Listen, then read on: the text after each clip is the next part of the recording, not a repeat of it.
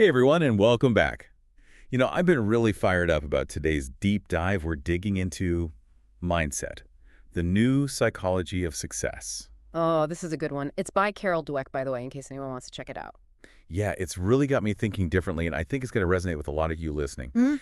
Basically, it's all about how our mindsets, those beliefs we have about ourselves can really shape our actions and even our successes. Absolutely. And Dweck breaks it down into two main mindsets, fixed and growth. Right. So imagine this. You're back in school, you've got this super tough math problem in front of you. And I bet some of you are already feeling that little bit of tension just thinking about it, huh? Uh-huh. I know, right? Yeah. But think about how you'd react. With a fixed mindset, you might be thinking, ugh, math, not my thing, never have been, never will be. Because that fixed mindset makes you feel like intelligence is like this fixed thing. You've either got it or you don't. Exactly. So you might give up easily on that math problem, avoid math altogether, or maybe even just kind of not put in the effort. Because why bother if you're already convinced you're not cut out for it? But here's the cool part. A growth mindset totally changes the game. It does. Instead of seeing that math problem as proof of your limitations, you see a challenge, a chance to learn something new, even if it's tough. Instead of saying, I'm not a mad person, it's like, okay, might need to work at this, but I can figure it out. With a growth mindset, effort isn't a bad thing, it's how we grow and get better. So it's not about being born smart. It's about embracing the process of learning and getting smarter. Exactly.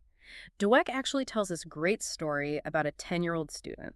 He's faced with these really difficult puzzles, and instead of getting discouraged, he rubs his hands together all excited and goes, I love a challenge. I love that. Right. It totally shows how much our mindset shapes how we view challenges.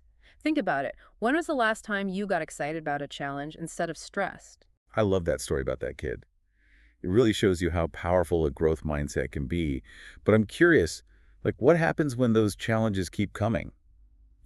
What if you're putting in the effort but not really seeing the results? Does the growth mindset still hold up? That's where it really gets interesting. Dweck's research actually found that students with a growth mindset tend to improve their grades over time, especially when things get tougher, like in junior high.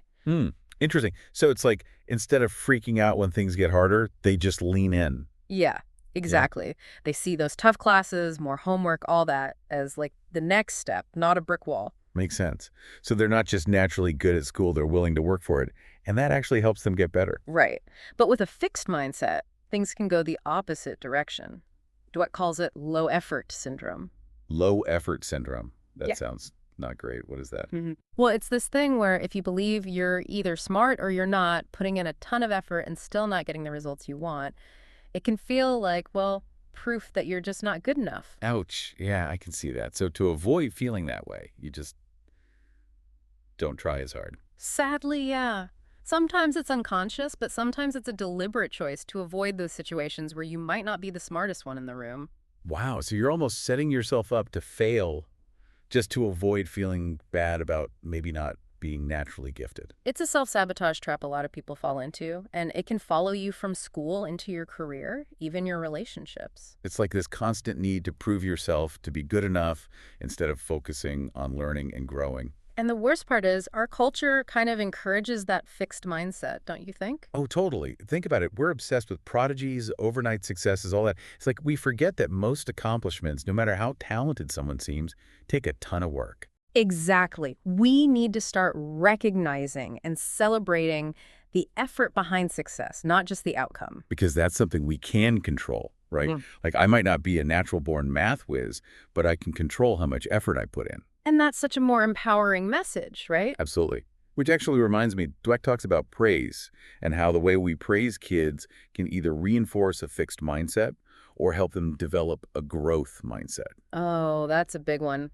What's interesting is that we often have good intentions when we praise kids' intelligence, but it can actually backfire. Really? How so? Well, think about it. If you have a fixed mindset and you constantly hear, you're so smart, Yeah.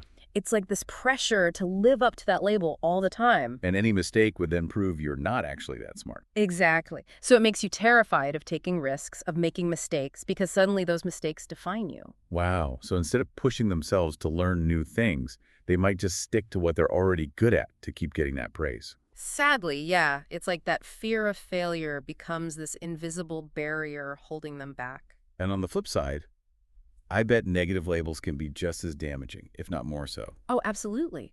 Think about it. If you're constantly told you're bad at math or not a creative type, it's easy to internalize those messages and start to believe them. Right, like it confirms that fixed mindset. If someone in authority says you're not good at something, you must not be. And Dweck talks about this study where students who were praised for their intelligence were actually more likely to lie about their scores after taking a difficult test. Oh, seriously. They'd rather lie than admit they struggled. It just goes to show how much pressure there is to live up to those labels, even if it means being dishonest. It's like they're so afraid of being seen as anything less than perfect. It makes you wonder how many people have been held back from reaching their full potential just because of this fear of not being good enough. It makes you realize how important it is to create environments where it's okay to make mistakes, to not have all the answers, and to value the process of learning over just the end result. And that starts with how we, as individuals, choose to view challenges and setbacks. Do we let them define us, or do we see them as opportunities for growth?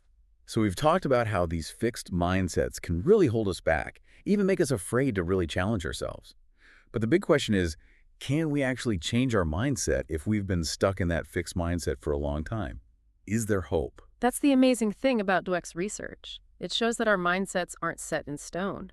We can actually shift from a fixed mindset to a growth mindset, but it takes effort and some key strategies. Okay, phew. That's good to hear. So where do we even begin? How do we actually make that shift happen? Well, the first step is changing your focus. Instead of getting caught up in proving how smart or talented you are, try focusing on the process of learning and getting better. So it's more about the journey, not just the destination. Exactly. It's like celebrate those small victories along the way. You tried a new approach, you persevered through a challenge, you learned from a mistake. Those are all wins. Remember that 10-year-old who is excited about difficult puzzles? Try to tap into that. That's awesome. I love that. Yeah. What about feedback? We talked about how praise can sometimes backfire, but feedback is important, right? Totally. But it's about being open to it, even when it's tough to hear. Instead of getting defensive, try to see criticism as valuable information that helps you improve. So it's not personal. It's about getting better. Right. Look for feedback that's specific, focused on what you did, not who you are. Like, hey, you did a great job organizing this project, and I think if we try this next time, it could be even stronger. So less, you're so smart. More, you worked really hard on that, and here's how you can make it even better. Yes. And don't be afraid to ask for feedback, especially from people who challenge you to grow. And I imagine surrounding yourself with other growth-minded people could be really helpful too. Like if everyone around you is embracing challenges and learning from their mistakes, it kind of sets the tone. 100%. It's like having a support system that cheers you on and encourages you to keep pushing yourself, even when things get tough. Wow, this has been such an insightful deep dive. It's amazing how much our beliefs can impact our actions and ultimately our potential. Right. It all comes back to that choice. Are we going to be limited by a fixed mindset, or are we going to embrace challenges and see ourselves as works in progress? And I think that's a perfect place to leave it for today. For everyone listening, I encourage you to pick up a copy of Mindset by Carol Dweck. You won't regret it. It's a game changer. And until next time, keep those growth mindsets going.